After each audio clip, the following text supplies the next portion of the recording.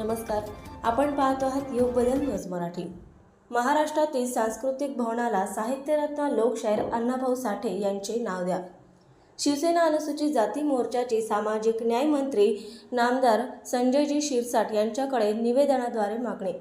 स्वातंत्र्यपूर्व काळापासून सर्वसामान्यांना कळेल अशा सोप्या भाषेत प्रबोधन करणारे जगविख्यात साहित्यिक साहित्यरत्न लोकशाहीर अण्णाभाऊ साठे यांनी आपल्या साहित्याच्या माध्यमातून वंचित घटकाला न्याय देण्यासाठी सातत्याने प्रयत्न केले आहेत।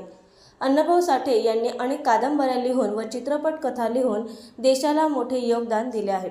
अशा या परिवर्तनवादी पुरुषाचे नाव महाराष्ट्रातील सांस्कृतिक भवनाला देण्यात यावे, जेणेकरून साहित्यरत्न लोकशाहीर अण्णाभाऊ साठे यांनी केलेले कार्य येणाऱ्या पिढीला प्रेरित करतील, अशी मागणी शिवसेना अनुसूचित जाती मोर्चा अकोला जिल्ह्याच्या वतीने करण्यात आली आहे।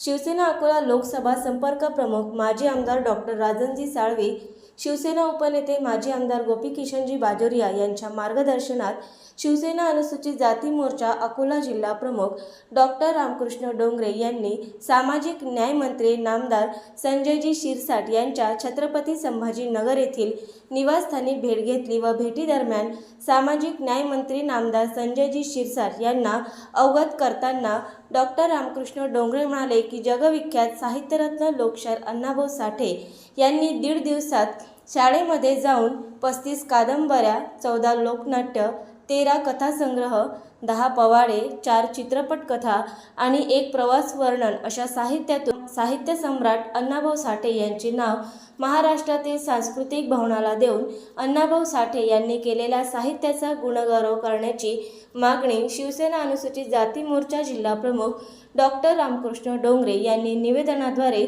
सामाजिक न्याय मंत्री संजयजी शिरसाट यांच्याकडे केली आहे। या प्रसंगी प्रमोद धर्माळेसह शिवसेना अनुसूचित जाती मोर्चाचे पदाधिकारी उपस्थित होते।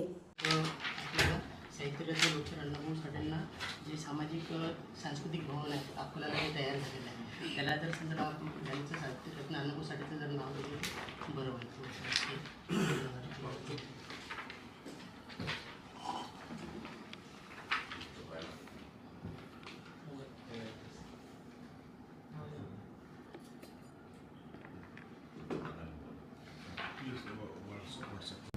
नवीन अपडेट मिळविण्यासाठी चॅनलला लाईक आणि सबस्क्राईब नक्कीच करा।